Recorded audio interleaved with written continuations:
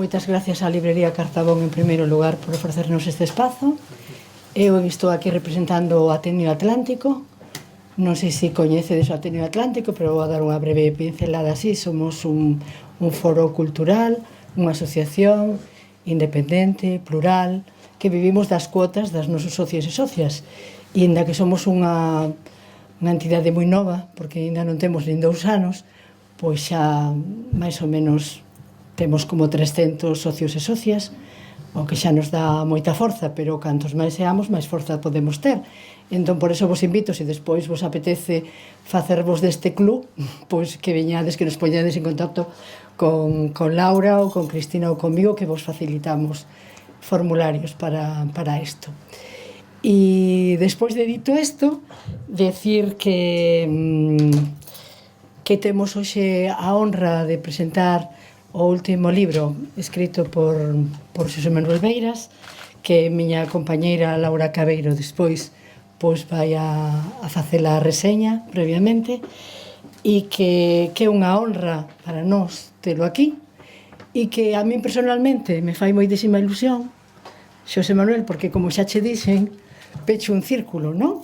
Eu coñecín a Beiras no ano 71, en Santiago de Compostela. Eu era unha estudante de primeiro de filosofía e, bueno, pois mandaronme a casa de Ramón Piñeiro a pedir documentación para un traballo que quería facer en galego na facultade, e estando con Ramón Piñeiro naquela famosa mesa camilla, que eu non sabía que se iba a facer tan famosa despois, pois apareceu Beiras con os folios e estivemos ali falando, e Ramón Piñeiro pois me presentou, tiven esa honra. Entón, pois, a parte de entonces, claro, seguinlle a pista, moi de lonxe, pero seguinlle a pista, porque eu marchei a estudar fora.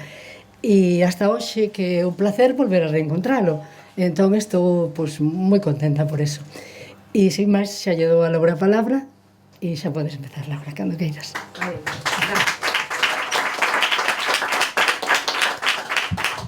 Grazas, Luisa, grazas tamén á editorial Laiovento, en cuso nome tamén quero dar as grazas a todos os que estades aquí, os que estades e os que aínda están chegando, e as nosas entidades colaboradoras, a Librería Cartabón e, como xa dicen, ao Ateneo Atlántico, do que tamén teño a honra de formar parte. E moi especialmente eu agradezo ao autor, a Xosé Manuel Beiras, o convite para presentar esta tarde o seu último libro de artigos, que amoso a portada e comezo presentalo despois destas palabras.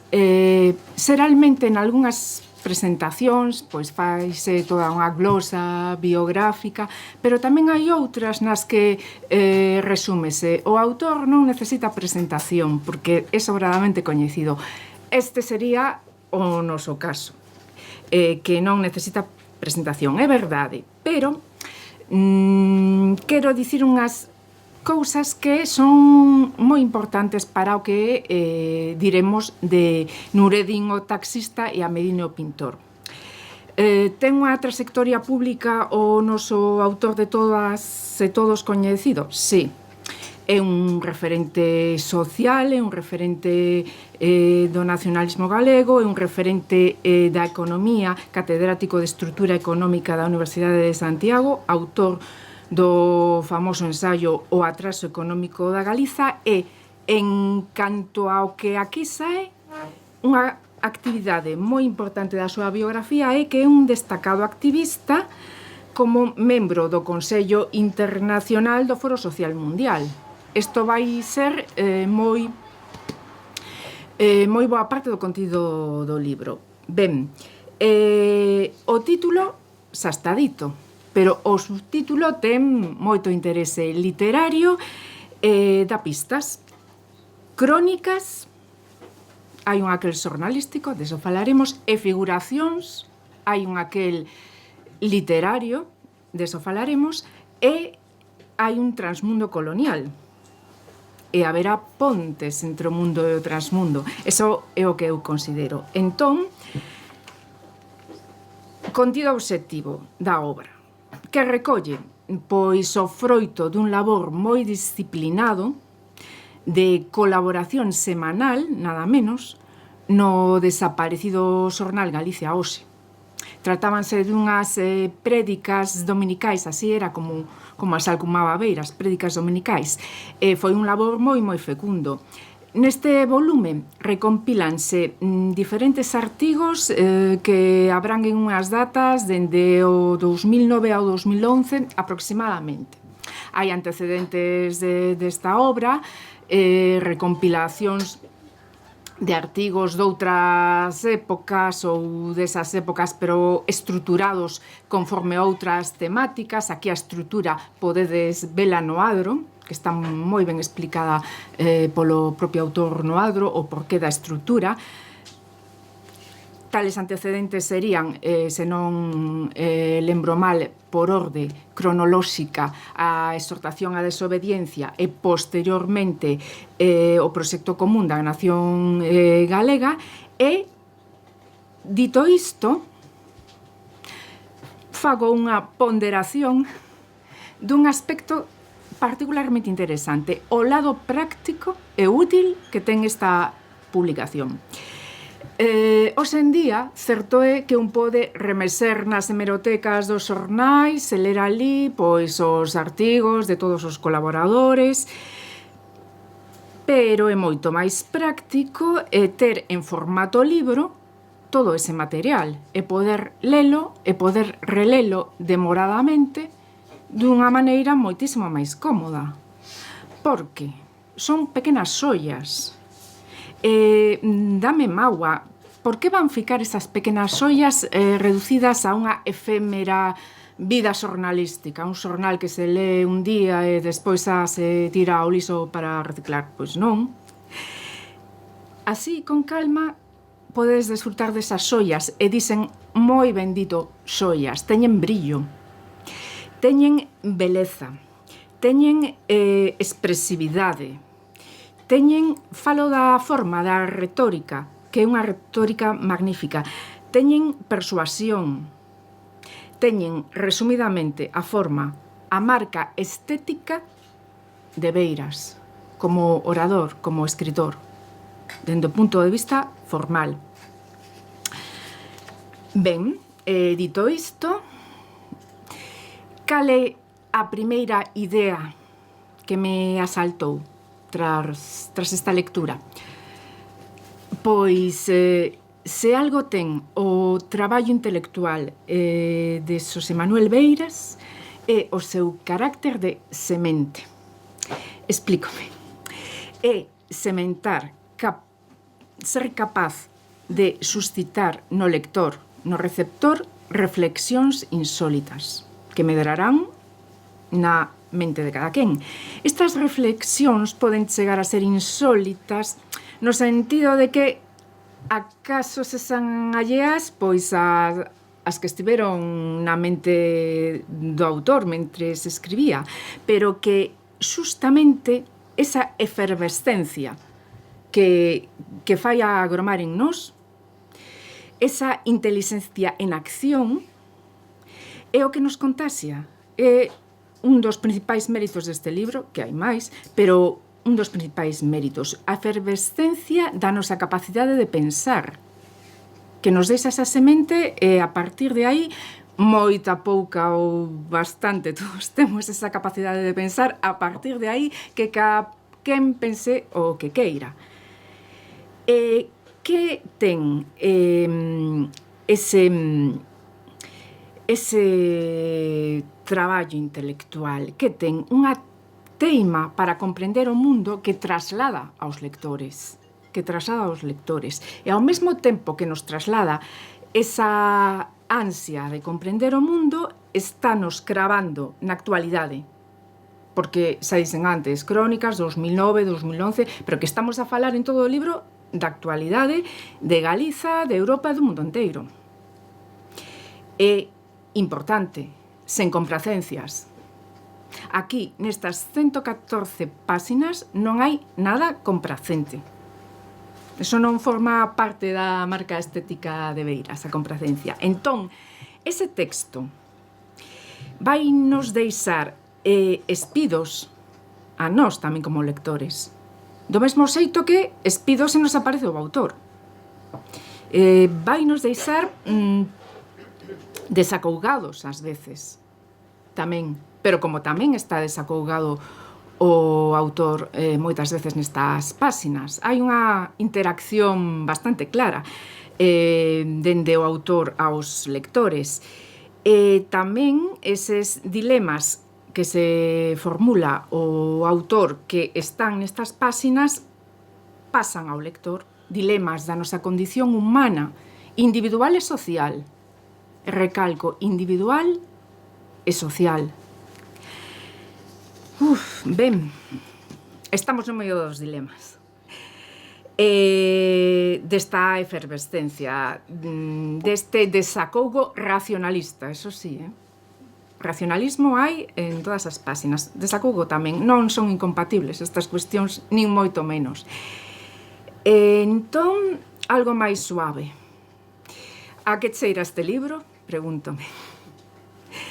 Eu mesma contéstome, claro. Que recendo tráeme a memoria este libro?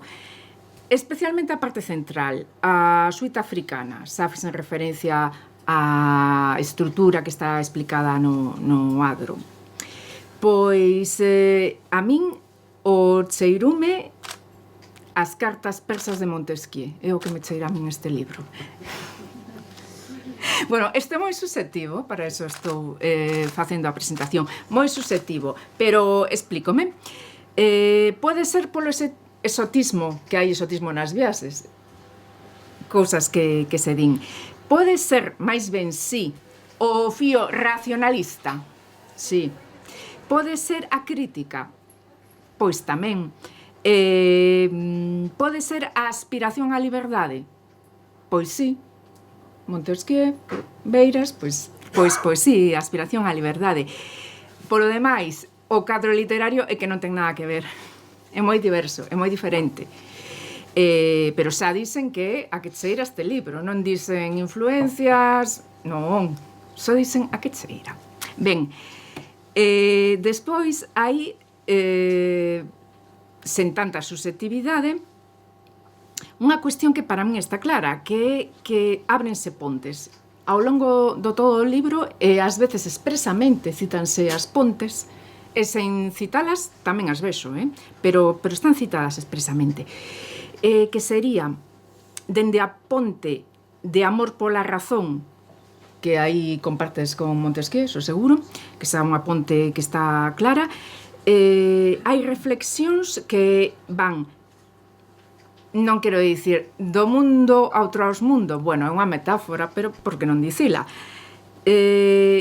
Pontes que se buscan entre os movementos sociais e as instancias políticas. Sí, porque aí vai estar un núcleo importante, esa ponte, que hai máis. Continuo coas pontes.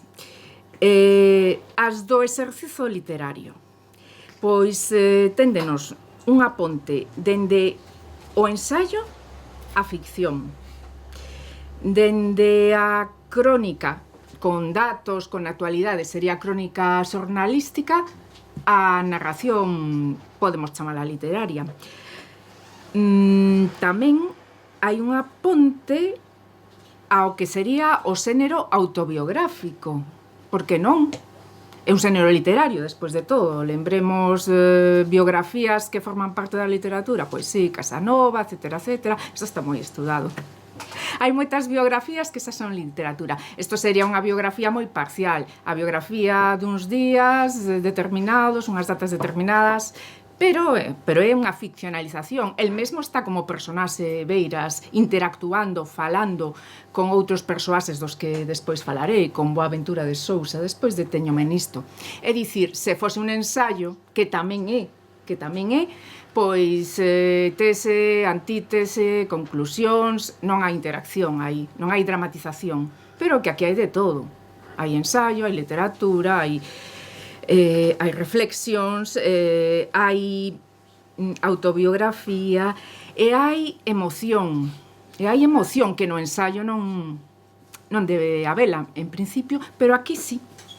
Vemos nestas páxinas como fai novas amizades ou persoas de Beiras, como extraña outras amizades, extraña aos vellos amigos de París, da Rue d'Alembert, hibrida toda esa maneira de contar, describe moi polo miúde a Nureddin e a Medine, que son reais, pero son uns personaxes que podedes ter diante e perfectamente vívidos, entón, neses relatos, con quen voume deter? Pois co da portada, co do pintor a Medine, que está aquí. Bueno, vou facer algo de spoiler, pero teño que facelo. É que hai un momento culminante que é o final. Entón, explícome. Nese relato, no comezo, Beiras comeza unha travesía marítima que dura tanto como a de Vigo Moaña. Isto é así, estou falando do texto, dos elementos textuais que podedes ver aí mesmo. Entón, dura 20 minutos escasos, nunha tarde como a que pode ser hoxe, é dicir, aínda era de día, aínda coa luz de día, contanos, isto é moi literario, aínda coa luz de día e co vento de popa que sopra forte, porque eu xa estou no final do relato, facendo o spoiler que vos prometín. Nesa viaxe de volta, a quen atopa no barco? Pois ao profesor Boaventura de Sousa Santos, que é unha persoa real, pero que aquí é un personaxe. Entón, saúda, póñense a falar, por certo, con moi bo humor, con moi bo rollo, que dirían os rapaces, e interactúan. Por que ese momento é, como dirían os críticos, culminante, climático? Porque aí hai un meollo, é do que falan, do que falaron, do que deberon falar. Hai unha elipse, incluso, porque os dous participaban no Foro Social Mundial. Pero en que especialista Boaventura de Sousa Santos? Pois é especialista en movementos sociais como os que están surdindo polo descontento da situación actual. Entón, intercambian unhas palabras, a illa da que partiran quedara atrás quedara a Medine, intercambian uns comentarios, desembarcan e aí, no final dese relato, péchanse as crónicas das xuntanzas do Foro Social Mundial e péchase o relato da Medine. E o demais, podedes lelo. Eu xa contei o final, porque algo queda aberto. Como toda boa literatura, produce unha explosión final no interior do lector. E que hai aí? Pois unha pescuda, unha pregunta, unha indagación que pode levarse a todo o libro. De que falaría Beiras con Sousa Santos? Pois de como trasladar os movementos sociais ás instancias políticas, pois supoñemos. En fin, aí hai unha estupenda elipse literaria. Bueno, máis literatura. Quen nos fala de todo isto, en primeira persoa, é Beiras, o propio Beiras, real e ficcionalizado. E non só, porque tamén vai contar, vai narrar o que acontece en Galicia mentre se asiste a estes foros. E aí hai un eixe que son estas crónicas Rabat, 2009, Dakar, 2011... Hai outros artigos, hai relecturas de Luciano Canfora sobre a idea de democracia. Isto lévame ao que dicen ao principio. Hai ensaio puro e duro, como estas cuestións. Hai relecturas do retrato do colonizado de Memi. O tema do colonialismo tamén é outro dos núcleos do libro, que ten bastantes aspectos moi importantes, independentemente do que despois, dado que unhas sementes toupen na mente do lector. Independentemente diso, os núcleos están claros e son moi produtivos. E hai unha cousa tamén, outro spoiler, hai un pesadelo final orwelliano. Entón, pois, o tema final, pois, para o final o deixo. Porque unha vez que xa dicen que había teses, hipótesis, reportases, en certo xeito, tal como podemos ler en calquera xornal, e de feito era un xornal onde se podían ler, pois tamén as hai. Hai sentimentos como a soidade que lle cae en riba, e queda clarísimo, os pesadelos que ten, a nostalgia que sinte, os presentimentos que o desacougan, e destos estamos advertidos. Non é outro spoiler, é que non lo di o autor no adro, que nos di que viviu e que padeceu todo o que conta. Pois advertidos estamos. E isto lévame a outra pregunta. A maiores de todo o que teño dito, hai afinidade literaria. Porque isto que acabo de dicir, esta nostalgia, esta soidade, estes presentimentos, isto é o que fai que me manteña pegada ao texto, que volva a él e que continúe. Porque crea conexión, afinidade do lector ao texto. Importantísimo, dende o punto de vista literario, porque se non colles, fora, isto xa, é que me durmo. Que non ides dormir lendo isto, eso seguro. Esa afinidade literaria é un mérito grandísimo, porque falamos de emocións, falamos de que aquí hai alguén espido, o lector e o autor, é dicir, sen máscaras, hai emoción en carne viva, e hai, falando así en teoría de principiantes de emocións, as positivas, as emocións positivas son as movilizadoras, fraternidade e empatía, e as negativas serían as desmovilizadoras, que son medo e resignación. Falando do que hai no libro, porque hai un intento de exorcizar medo e resignación, velaí os pesadelos que conta, claro, como todos os que temos pesadelos que din está dentro ou está fora o pesadelo, nunca tiven claro se estaban dentro ou fora, pero hai que exorcizalos. As positivas son as que nos moven e son empatía e fraternidade, e hai moito tamén aquí. E iso é o que nos mantén pegados ao libro. É unha achega moi importante, non pouco achegas a dicen, é que hai moitas. Este libro hai que lelo. Unha vez que eu remate este speech, que teño que ir rematando xa, pois despois o autor asinará, imagino que, unha manchea de libros. Porque vou poñer un exemplo práctico, e agora non vou facer spoiler porque non teño tempo, de en que momento do libro tamén xúntanse o prazer estético, que xa o dicen ao principio, o placer intelectual, que xa o dicen tamén, e o prazer emocional, que veño de recalcar. Cando se xuntan os tres e o lector queda encantado? Pois, por exemplo, no encontro que mantén Beiras cuns mariñeiros galegos que van ás plataformas e que coinciden co coronista no aeroporto. Teño aquí a páxina, pero non, esta vez non o conto. Podedes lelo. Nese momento, para min, o prazer estético, emocional e intelectual foi completo. Así que xa non conto máis disto. E resumo, e vou rematando, Beiras turra neste libro do seu acontecer persoal, por completo, das emocións positivas e movilizadoras, e das súas reflexións tamén, claro que sí. E chegamos ao final, rematamos o libro, e aí temos un relato fantástico, e fantástico en todos os aspectos.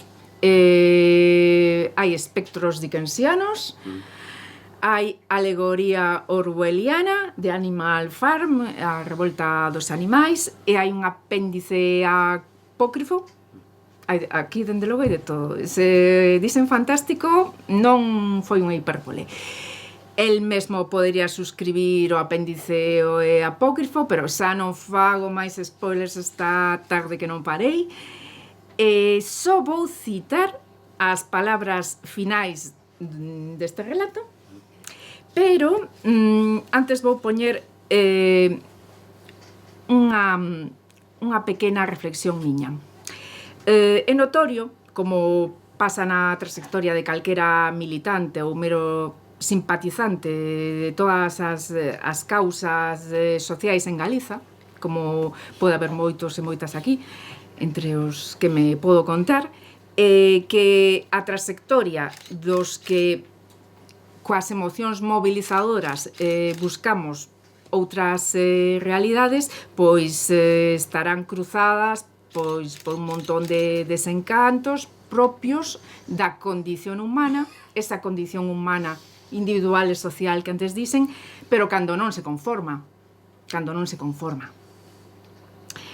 E así, estaremos moitos e moitas nesa situación, pero Beiras ten un mérito que é a cualidade de mirar a seu redor, reubicarse e, se for preciso, continuar a andaina. De tal xeito que a andaina ata aquí chega. Ate estar hoxe na librería Cartabón de Vigo presentando o seu volume de relatos. Eu encantada de estar ao seu lado. Porque, e agora sí que conclúo, hai unha frase que citou varias veces e que escribiu en varios destes volumes. Creo que foi no Desortación a desobediencia. Só é utópico aquilo que non se loita por acadar. Entón, spoiler, a enigmática mensaxe póstuma de Snowball, de Bola de Neve, no último relato, no Fantástico, di Bola de Neve. Só de nós, da coraxe e lucidez de todos nós, depende. E dito isto, dito por Snowball, moitas grazas a todos e todas por estar aquí e paso a palabra ao autor. Moitas gracias.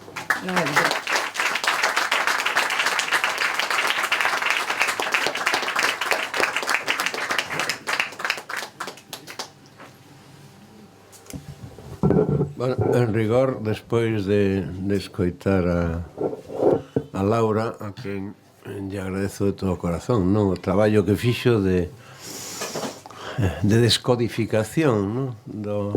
Deste texto, bueno, e darlle as gracias ao Ateneo Atlántico por a súa hospitalidade de promover este acto e máis, por suposto, as amigas e amigos da librería Cartabón, que é a primeira vez que estou nela. Eu agora veño pouco a Vigo, ainda que son medio vigués biográficamente, non? Hasta certa idade pasei casi, non digo tanto tempo en Vigo como en Compostela, pero sí en Vigo a mitad do tempo que pasaba en Compostela. Quero dicir que despois de eso prácticamente casi non habería máis nada que dicir por a miña parte. Únicamente quero empezar por decir unha cousa que en louvanza de Laura, aínda que non quero que isto se convirta en unha especie de gabanzas intercambiadas como unha especie de xogo de peloteo, non? Como se di por aí. É a única persona até agora que descubriu que no último dos textos, Animal Farm, que se chama así sin máis, efectivamente hai un apócrifo inventado. É dicir, hai un texto de Snowball, para quen recordemos un pouco como é o Animal Farm, que é a alegoría ou a parábola de Orwell referida á evolución perversa da Revolución Soviética, non? En onde desde o comenzo da Revolución Soviética pois agranxa os animais que se rebelan e que as ovellas pois os porcos son os cochos, son os que mandan, pero hai un cocho revolucionario que se chama Snowball, bola de neve. Bola de neve Trotsky. e o que leva adiante o inspirador, o ideólogo realmente da revolución. Claro, Orwell era máis trotskista que leninista, por suposto, sabémoslo todo, por non decir que era trotskista e non era en absoluto leninista. E entón as ovellas son a consigna que as ovellas o que lle din que teñen que andar en dúas patas. Que non teñen que andar en dúas patas como os homes, que? A 4 patas millor, dúas patas non, 4 patas millor, non? 4 patas ben. O sea, que iso da condición animal das ovellas é unha condición dignísima e o que teñen que revelarse. Bueno, pero que logo hai o proceso no que aparece a mergulla o Stalin, non?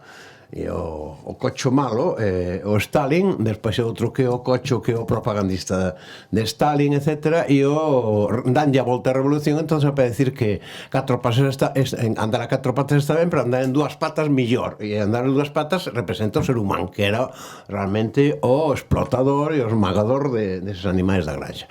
Bueno, e o que pasa que ao final liquidan a Snowball e quen se foi e comeza o stalinismo. Esta é a metáfora, non? E entón o que pasa é que eu facendo ese texto que tomo como pretexto precisamente o do Orwell, e está escrito nunha conxuntura política moi determinada, xa veredes, isto pois digo que de repente descubro pola noite, porque teño insomnio, vou mirar tal, recollo o libro, volvo á biblioteca e digo, pero se hai unha cousa, e entón resulta que aparece un apéndice, que é un texto que deixou Snowball, que unha especie de mensaxe final de Snowball, que non se coñecía. Bueno, ese texto é inventado.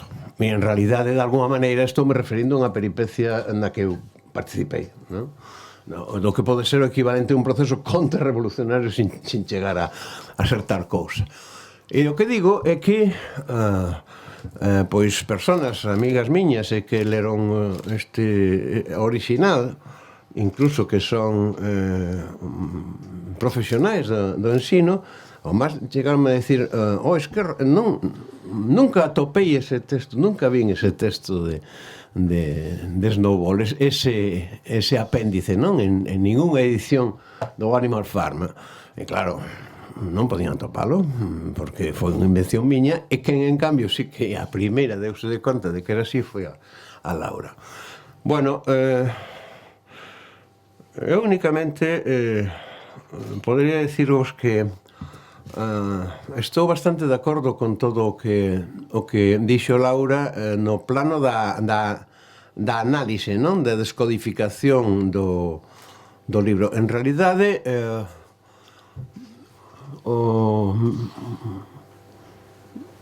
o mellor que se pode facer para presentar un libro é dicir, por favor, lédeo. Se non o podes mercar, pedido prestado.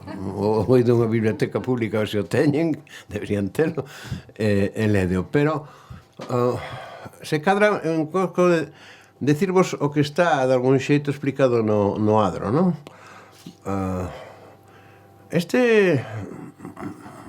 Este libro é o resultado de que durante este curso, eu sigo como vello profesor, aínda que se teña xubilado, medindo o tempo, os períodos son cursos de outubro a xuño, pois neste curso eu encetei o curso en outubro procurando unha terapia para protexerme a min mesmo do que podía chegar a ser incluso pois un impacto depresivo do que estaba acontecendo políticamente, non só na miña contorna próxima, sino nas miñas contornas máis lonxanas hasta universal, non? Dende o fenómeno do trumpismo e os bolsonaros, o señor proceso de fascisitación de emerxencia, o fascismo xa descarado no mundo, sin que eu percibise que as esquerdas propiamente ditas, esquerdas rupturistas co sistema, co réxime, coas modalidades actuais do sistema, do sistema mundo, non? Do capitalismo global, como se chama agora, pois que tuesen advertido deso, e empeza a chamarse fascismo agora, o que é fascismo dende hai moitísimo tempo, non?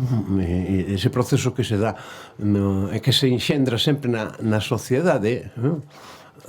E que cando mergulla na política é porque é como iceberg, o que mergulla arriba hai moitísimo máis debaixo, e eu levo decenios percibindo un proceso de fascistación en Europa, non? E lembro-me de discusións afables con amigos franceses de esquerda do Partido Comunista, algúns outros moi cultos, que xa nos anos 90, cando era a guerra de Yugoslavia, a segunda guerra dos Balcáns, como chamaba eu, pois estaba falando do proceso de fascistación e a veces decíame, que te pasas, Xose, que te pasas, que me parece que te pasas demasiado ahora. E entón empezaso cos populismos, non sei que, como cando se fala de nacionalismo, cando rayo aprenderán determinados escritores e pensadores que son moi serios a distinguir entre nacionalismo e chauvinismo, non? Entre nacionalismos emancipadores e nacionalismo opresor. Eu sinto-me agredido cando a emerxencia destes nacionalismos, que coño, Orbán non é nacionalista, é un chauvinista fascista ou seminazi, non?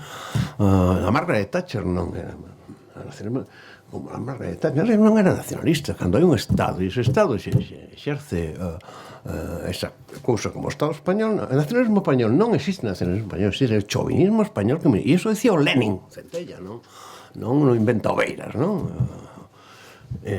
Michel Louis distinguiu sempre perfectamente dende os anos 60, xa está escrito. A esquerda non ten que comprender a diferencia que hai entre nacionalismos emancipadores e nacionalismos opresores.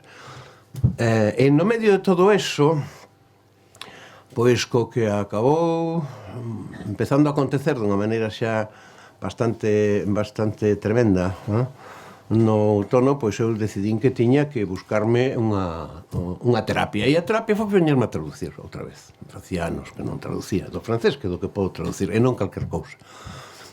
Hai textos que vexo que sí que os podo traducir, outra cousa é a calidade do resultado, pero menos a factibilidade vexo. E hai textos que digo que non, te me pasado, traducín en Muxo de Sartre, pero nunca fun capaz de traducir o Guicló.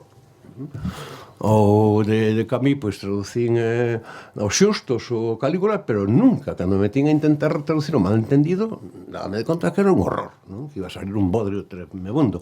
E puxeme a traducir, non vou decir de que estuve traducindo, porque non é o caso. E no medio de todo eso, me remexendo na miña biblioteca, que estaba intentando reordenala un pouco para volver a saber onde estaban os libros, polo menos, máis ou menos, pois topei con un dos libros que dixen isto tamén podría poñerme a traducir, o quedou para empezar o Lebrun, un clásico francés un pouco coñecido, un pouco comentado, pero tamén estou buscando no arquivo do meu ordenador, pois textos da época de Galicia hoxe, non me lembro xa cal estaba buscando, pero non era isto. Pois de súpeto batín con estes. E entón relinos, e foi como se os lese de novas. Pero pasou un pouco como diste que xa pasaba a ti como lectora. É dicir, eu non lín ese texto, sobre todo Nuridín o taxista, a historia de Nuridín, que é o taxista, non? Esa relación entrañable que se establece en 3 días con un marroquino que era taxista, non? En Rabat, descolonizado absolutamente, con unha lucidez extraordinaria. E leíno como lector. É dicir, eu non recoñecía o autor, non había esa proximidade, xa pasaran 10 anos, e entón foi cando se me ocorreu, concho, e logo vin o de Amedino, o pintor, non? Outro personaxe, non? Na illa de Gorée frente a Dakar, cando foi o Foro Social Mundial no Senegal, en Dakar, no 2011, a illa de Gorée, a illa dos escravos, onde está aínda a especie de fortificación, unha cousa terrorífica, un edificio onde amoreaban os escravos todos antes de mandalos para América, non? Eu iba con Manu Santos, que fixéramos xuntos ao Foro Social Mundial, era a época en que eu era membro do Consello Internacional do Foro Social Mundial, en representación un dos representantes da Rede Mundial dos Dereitos Colectivos dos Povos, e concretamente da Conferencia de Nacións en Estado de Europa. E lembrome que cando fomos para entrar eu quedei parado. Estuve en 10 minutos e decía, entra tío, non son capaz de entrar. Pero despois topamos con un rapaz que resulta que é o Amelino Pintor. Non vou contar quen era, pero era tamén unha historia preciosa. Entón, o taxista e o pintor, e dixen, estes dous personas polo centro de algo que a mellor sería interesante, podría ter interés reeditalo agora. E foi cando chamei a Afonso Rivas, un dos héroes anónimos desta aventura editorial que xa leva pois dende 1990, 91, pois fixados, leva 20 anos así sobrevivindo como pode e abrindo novos vieiros. E dixome, sí, está moi ben, pero claro, eso non dá un libro. E entón foi cando empecé a buscar máis textos que pudesen estar en sintonía. E entón saliu este libro. E a estrutura que lle dei, por eso lle chamo, os textos que compoñen o que eu chamo unha suite africana, porque lle dou a estrutura dunha suite da música do barroco. Eso é as miñas deformacións de Beiras, músico, músico non nato, non? E entón, pois, están en realidade os de Rabat, están os de Dakar, e están logo as glosas a textos, a fragmentos do famoso obra de Mermemi, Retrato colonizado, non? Precedido do Retrato colonizador, esa obra que eu sempre conto, que cando en 1963 ou así a vin e a lín por primeira vez en Francia, quedei asombrado e dixen, isto non é o Retrato do colonizado, porque o libro está feito sobre o caso de Arxelia de Túnez, non? Precisamente está os primeiros artigos escritos que foron en L'État moderne, que despois saliu o libro un pouco máis ampliado, son dos anos 50, por lo tanto, a fase da crise da relación colonial, non? Arxelia, Francia, e, por lo tanto, o comezo da guerra de Arxelia, non? E dicía, pero isto non é o retrato do colonizado arxelino, que sí, isto é o retrato do colonizado galego. É dicir, absolutamente todo cadraba, non? E unha das cousas que fixeron unha vez fora de algúns determinados fragmentos pois que tiñan especial resonancias aquí, pois poñelas en contrapunto con de aquí. E entón eso foi o que constituiu o corpo do libro. E logo, pois, había que poñerlle unha entrada. Entón, un artigo meu sobre o famoso, unha obra, para min, fundamental, de Luciano Canfora, da Universidade de Bari, italiana, que foi La democracia, que é unha obra do 2000 e pouco, editada destas edicións que se facían pola Unión Europea en 5 idiomas e en 5 países distintos, en 5 idiomas distintos simultaneamente. Eu teño a edición en español que é de crítica, non? É que é fabuloso porque é unha reflexión sobre a democracia que, leída agora, debería ser un libro de cabeceira, ou por lo menos determinadas partes do libro, cabeceira de todos os que andan, pois tanto electores como elexibles e elexidos, a ver se se enteran dunha poñentera vez en que consiste a democracia, non aritmética, la aritmética de maiorías e minorías, nin cosas polo estilo, non? Entonces chega a conclusión de que realmente que a democracia en que medida existe, non? Na nosa realidade actual e na Europa actual, etc. Bueno, entón eso pesqueino como... E de final, pois, o do Animal Farm, que xa comentei cal é o remate e a brincadeira que gasto ao final de meterlle o texto apócrifo reinventado absolutamente do Bola de Neve. Bueno, este é un pouco a historia do libro. Só vos diría o seguinte, a min valeume primeiro para repensar cousas que tiña pensado moitas veces no contexto da nosa situación actual. En certa medida para protexerme a min mesmo, non? O sea, hai un componente egoísta no feito da escolma estes textos, a idea de volveros a sacar, un componente disto, un componente de autoprotección, non? Porque eu coido que a xente, os cidadáns do común, como digo eu, que é o que eu son e o que sempre pretendín ser primordialmente, non? Eu sempre decía, cando os jornalistas me dicían que usted é un político, eu non son un político. Eu non son un político.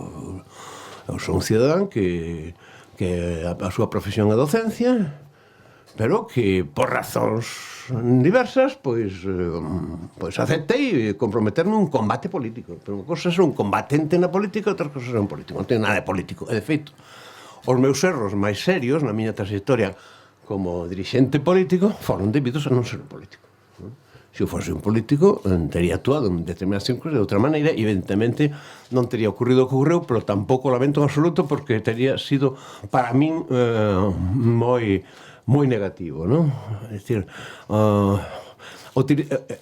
estar nunha etapa en que tes unha autoritas absolutamente incontestada e aproveitar como decir, bueno, de todas maneras teño que protexerme tamén, unha guardia de corps, ter poder, non? E ampararme polo que poda vir, pois efectivamente eso a historia do Beiras dende o 2001 pa adiante teria sido distinto, verdad?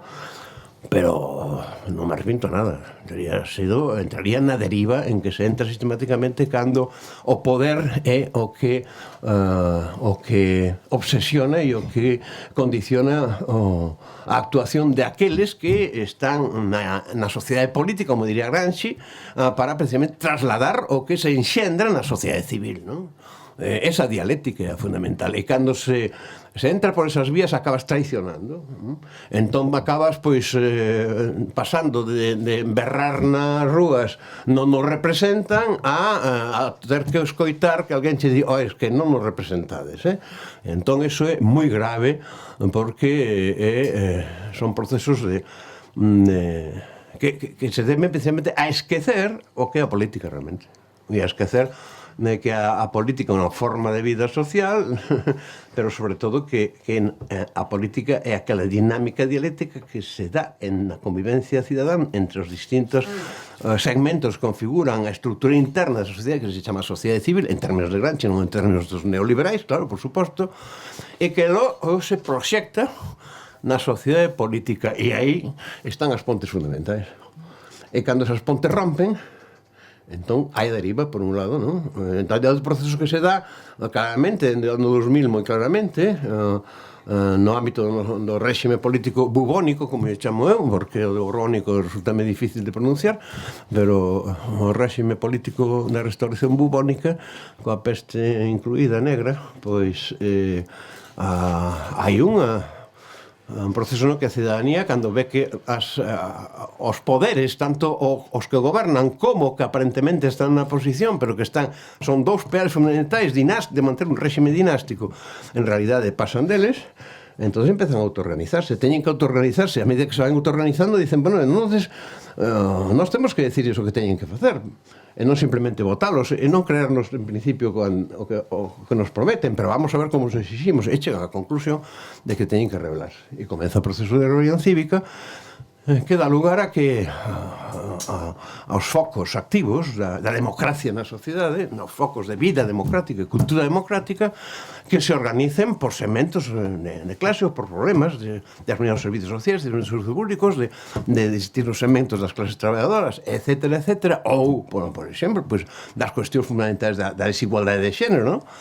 Hasta chegar a unha situación como a que vemos nos últimos tempos en que eu decía a algún amigo, se eu estuvese nas Cortes daríame vergoña que os dous motores que na sociedade civil están aínda poñendo en jaque toda a podemia que hai neste réxime sexan os dous sectores máis vulnerables, as mulleres e os vellos. Entón, cando eso acontece, dices, que está pasando aquí? E en realidade, pois, eso para mí sempre foi fundamental e a relectura do que pasaba e de como un vía as cousas que pasaban en determinados períodos ou circunstancias hai algúns anos, pero dentro do que é o ciclo do actual réxime político, pois, polo menos a min, valeume para ver en que medida o que un se intuía, o que se diagnosticaba, pois con certo nivel de metamorfose, aínda sigue sendo, ou de que maneira agora é o que está causando primordialmente a problemática que estamos asistindo. Bueno, pero sobre todo foi un xogo literario, sí.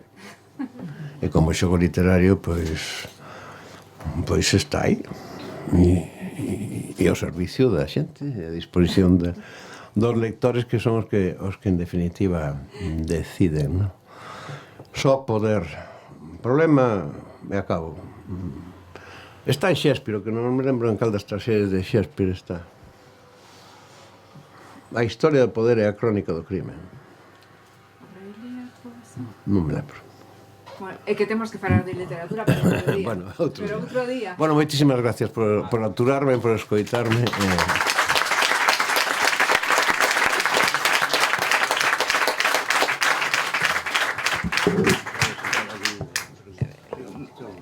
Bueno, de tempo.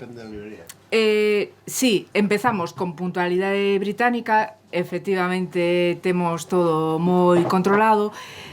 O da literatura daría para outras xuntanzas, pero podes vir a Vigo a falar de literatura, que sempre estarei encantada. Por exemplo, deses clásicos franceses que traduces, aí teño que falar moito de como eu tampouco son quen de meterme neses mundos clásicos, pero estamos...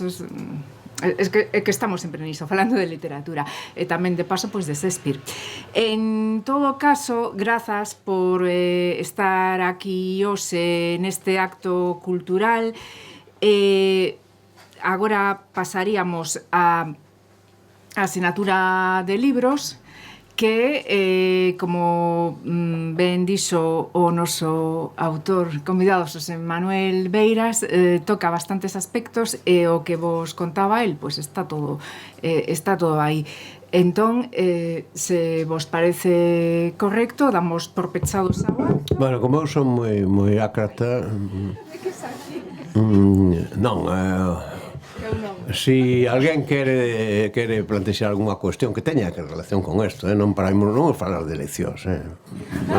As eleccións non existen, están elegidos xa a priori, non? Eso é outra broma, outra farsa tráxica, non? Non, si alguén quere algunha aclaración ou algunha curiosidade que teña, pois sempre que non nos prolonguemos, porque estamos nunha librería que está facendo horas extras, para empezar, gratuitas, pois sí, pero e se non, pois efectivamente rematamos e agradecemos como é debido. Bueno, Pareceme que non. Eu sí. Sí, claro, porque eu reservábame para outro día, para non estar aquí ata que xa non haxa luz do día, pero claro. Xa non vou aos clásicos franceses, estamos presentando esta obra e dicen que podíades lelo, pero que había un encontro cos mariñeiros, que teño todo aquí sinalado, e que enlaza co que deseixes. Entón, hai un deles que di: daquela, algúns políticos daban a cara por nós, cando menos vostede facíao, agora xa ningún. Agora xa ninguén o fai, sonlle outros tempos. E a partir deste sonlle outros tempos, bueno, tedes que ler o libro, pero a partir de aí, pois conta o conto dun vello xaponés que atopa unha serea, pois que isto hai que lelo, claro, porque un conto popular, sí, bueno, pero que tampouco vou facer spoiler de conto popular universal. O dos mariñeiros é que a min teme claro ocurrido, como comprenderedes, non? A medida que eu iba metendo máis en fariña, que eu tripaba máis o país, que andaba dun lado para outro, que onde había problemas ali estaba, que eso foi o que coido que a explicación de que cando fixen o numerito do zapato, a xente do común non o interpretase como que veira ser un histrión, porque me veían estar onde había problemas, dende os peiraos, no Berbés, cando se fundía o barco aquel, as mariscadoras, o que tal, o Cristo monumental da Lúmina Aluminio San Cibrán, cando estuveron a polirar a chimenea, ou cando querían achatarrar si de gas, etcétera, etcétera, pois atópome con... Ainda me sigo atopando, non? E este na viaxe para a Rabat había que ir por París e había que transbordar, etcétera, e no transbordo, no avión, eu vin que había mariñeiros, inconfundiblemente, pero que non me falaron, non me íbamos moi perto no avión. Pero logo eu estaba un pouco despistado porque había que ir dunha zona do aeroporto a outra zona e tal, e nestes vironme a señor Beiras e tal. E empezamos a falar, e que iban? Iban para Holanda para ir traballar nas plataformas do Mar do Norte. E entón un deles, que xa era máis vello, díxome, eu non me esquecerei nunca do Jerema. E claro, pois que era o episodio de cando aquelas ano 90 e poucos, aquela empresa de Jerema que logo comentouse de que o que tiña a empresa, o propietario da empresa era un ex-nazi, e que botara os traballadores polas boas, e que eran galegos a maior parte, que aquí era o período do goberno tripartito, por tanto, entre 87 e 89 necesariamente era presidente Fernando Lage. E houbera un follón monumental que un porto, ocuparan un buque no porto de Vila García e fora as forzas de orden. Sí, bueno, e eu estaba nun debate importante, e eu estaba vestido de primeira comunión, porque era un debate dos orzamentos xeral e eu vestíame de liño branco, non? Con esa cousa, había que darse a coñecer, bueno. E tal como estaba, fume a Vila García, ali no medio, entre pedradas por un lado e pelotas de goma por outro, e chamando por teléfono de unha cabina o gobernador de Pontevedra, e lembrábase perfectamente, logo tamén no Obradoiro. Entón, esas cousas que pasan as que te fan reflexionar, isto estou, pois, a primavera do 2009, non? Cando vou a Rabat, ao Consello Internacional en Rabat. E isto outro acontecera, pois, no 88, por aí, non? Entón, pasaron 20 anos e aquí que mudou. Entón, ese é o máis lacerante que hai cando o exercicio da memoria é cando faz balance de todos os combates, e non en clave individual e individualista e personal. É dicir, toda aquela xente que se mobilizou, non? Os traballadores de Erema, como acabaron? Despois, cando me atopaba, por exemplo, pois en Beluso, que un chiringuito decía, eu son, o señor Beiras, eu estaba con usted na praza do tal. En que medida, non? Pois todas esas loitas que se fixeron, dicer, bueno, 20 anos despois, que? Entón dá unha esa sensación de que estás como nun illo, coa lama hasta as xergas, non? Que non das avanzado. Eso é o máis duro, non? E, sobre todo, é o máis duro para a xente que combate e que, ademais, é o que se chama mal chamado anónima. Porque quen aínda, pois, pode que o coñezan, non sei que, pero a xente que estaba pelexando e tal, e que non sabe nin quen é, pero aí está, e que foron, ou seña, os que sufriron as derrotas, non? E iso é moi grave. E cando na política, por lo tanto, sobre todo na relación entre cidadanía e electorado e representantes electos, os representantes electos perden de vista absolutamente eso, esa conexión, pois é o primeiro paso no plano do sensible, no plano da ética, para o seguinte paso, que é a violación do contrato de fideicomiso que representa un elector, non?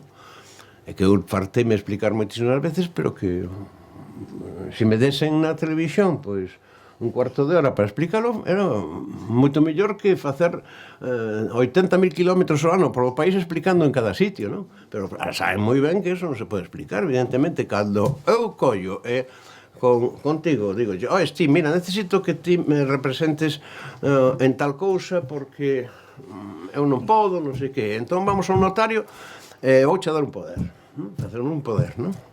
E entón, pois, o que non é unha apoderada, son apoderada é o contrato de para facer isto e isto e demais. Evidentemente, como ti incumplas, primeiro te responsabilidade non facer aquilo que te comprometiste a facer. E como fagas algo que non ten nada que ver con xe, cacho un puro de mil pares de demonios. Bueno, pois resulta que aquí incúmplese o contrato de fideicomiso contraído entre o lector e o elexido ou a elexida, e resulta que o elexido que vulnera o contrato de fideicomiso non só non lle pasa nada, senón que ten todas as rifas para barrer despois con a maioría absoluta. Bueno, pues entonces, evidentemente, eso é moi grave, pero non para nós.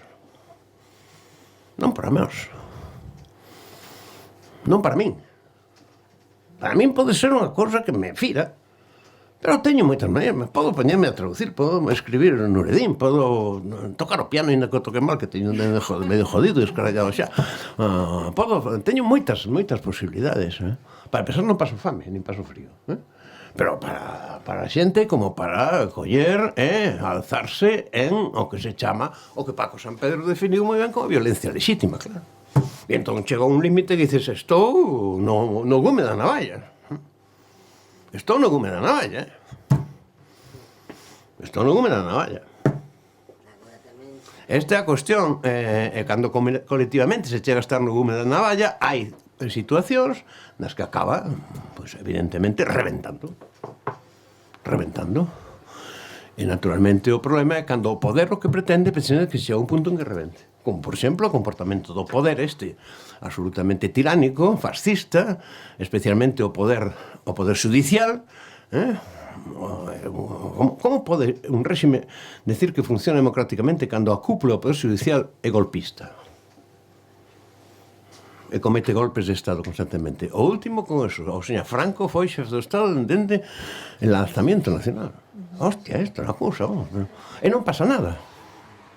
O sea, non hai inmediatamente unha iniciativa da Fiscalía Xeral do Estado que leve unha proposta para abrir expedientes. Non. Onde está o control do poder legislativo sobre... Eu discutía con unha magistrada hai poucos días. Bueno, se vos dou a lata, decirme que me cale. Sabe, cando chegue o momento non te preocupes. Hai poucos días, ainda unha semana así, coincidimos nun lugar con unha persona que é magistrada do Tribunal Supremo. Esquerda, unha persona moi honesta, de esquerda, progresista, etc. E falando de algunhas cousas das que están acontecendo, que naturalmente ela pois tamén me parecían mal, e además molaban, e además se sentía tamén polo menos moi incómoda, e decíalle, mira, e non é que o saiba eu porque son listo, é que está escrito, está analizado. Un dos erros que se cometeron despois da Guerra 14-18 en Alemania, cando se elabora a Constitución de Weimar, e cando comeza, por lo tanto, a República chamada de Weimar, foi que se fixo unha Constitución moi kelseniana, moi liberal, no que a relación entre os tres poderes, a definición da independencia do Poder Judicial fixose de unha maneira que o Poder Judicial era apolíneo, é dicir, un Poder Judicial que pairaba e non era independente, non só do Poder Executivo, dos gobernos, como é lógico que ten que serlo, sino do Poder Legislativo, por lo tanto, dos corpos, das cámaras soberanas, da soberanía popular. E que pasou? Como, ademais, non se fixo ningunha depuración da magistratura procedente do Segundo Reich, Alemania e Guillermina, que eran máis carcas e dios, nin da policía. Bueno, o primeiro que pasou foi que precisamente na plena transición liquidan a Rosa Luxemburg e a Karl Linden, por lo tanto os paseos empezaron aí. Bien. E era o famoso Friedrich Ebert en a Fundación Friedrich. Eu teño estado na clandestinidade en lugares da Fundación Friedrich Ebert en Alana, Renania, así que e pasou eso. Bueno, a policía non depurada, a magistratura tampouco. Entón resulta que foi un dos factores combinado coa independencia do Poder Judicial de que o ascenso do nazismo, sobre todo da tolerancia e a falta de actuación enérxica xudicial frente aos grupos violentos nazis antes da eclosión dos anos 30 e tantos, non? E eu contáballe, mira, cando se estaba elaborando nas Cortes Constituintes do 31 da República, precisamente, o oponente do PSOE daquel tempo, era nada menos que Jiménez da Súa. o gran penalista, mestre de Emilio González López, o galego que ademais exiliado en Norteamérica, logo foi profesor de historia, que escribiu volumes fenomenais sobre historia medieval de Galicia, especialmente do século XV, non? Mártires e rebeldes. Pois Jiménez da Súa, que estaba moi a tanto que estaba ocurrindo, como ponente do PSOE, na elaboración da Constitución establecen que logran que se aprobe que a independencia do Poder Judicial sella respecto do Poder Executivo, pero sometido ao Poder Legislativo. De maneira que algunhas das cosas que se acaba de facer, por exemplo, nunha reforma de que, lembradevos de cando, coido que no período Zapatero, o Congreso, por maioría, solicitou a comparecencia do Presidente do Tribunal Supremo e Independencia do Supremo, fixo iso así, non compareceu nin por hora. Agora, pódese, pero eso é un elemento simplemente anecdótico. Chega a Constitución do 78 e o que se copia é o modelo Weimar e non o modelo da República, por razóns obvias, non? Xa sabemos por qué. Pero, entón, as consecuencias son, nin hai depuración da magistratura, nin depuración da policía, o Poder Judicial, que pode facer mangos e copilotes do que queina, non responde ante absolutamente ninguén, os magistrados elixen os propios magistrados, non? Ainda que sí, o Poder Judicial, o Consello do Poder Judicial, elixense polas cámaras, etc., pero despois sempre son os partidos turnantes. Ben, o que vou. E que falaba, decíalle eso. A verdade é que a mí o que me sorprendeu é que non... A miña impresión é que non tiña coñecemento do de Jiménez da Súa e do que foi o cambio na Constitución da República respecto á República de Weimar. Entón o problema non era eso, se hai marchenistas dentro do propio PSOE e cousas por estilo. Bueno, a historia é unha fonte de aprendizaxe constante sempre que se lea ou que se escoite a quen transmite oralmente a historia. E a min pareceme que se escoita pero logo non se aplica. Pero bueno, non nos poñamos. En definitiva, isto é o que quería decir respecto do exorcismo, non? Sí. Sí. Bueno, moitísimas gracias, disculpad.